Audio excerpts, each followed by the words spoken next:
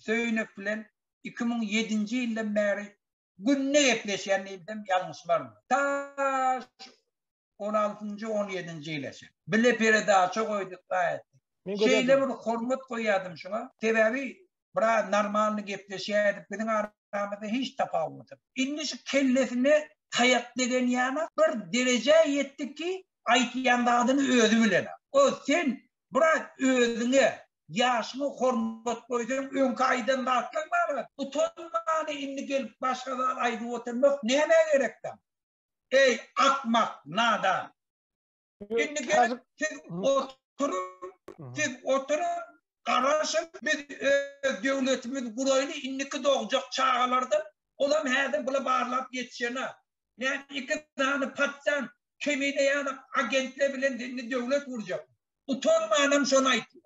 Utanmanı, hıcalet çekme. İnni kemiğine alan yanmı senin? Sen nereden inniki gelecek adamla, yaş oğlanla? Sen neresinden son bağırlap, o adamlığını bilecek? Haydi böyle akmak şunu yani kurulma itiyor.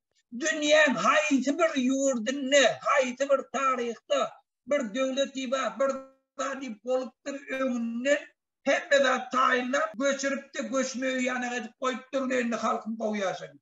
Nerede var? Bir yerine aittim bir akmaklı adam bu. O zaman aitacak. Ama inni de teyze arasında çağı doğru. Biz şöyle bile devlet bulaylı. Onun içinden bir yerine doğru orada yok. Bu da olmadı. Teyzeden doğru. Biz onları terbiyeleyelim. Ondan hükümet düzenleyelim.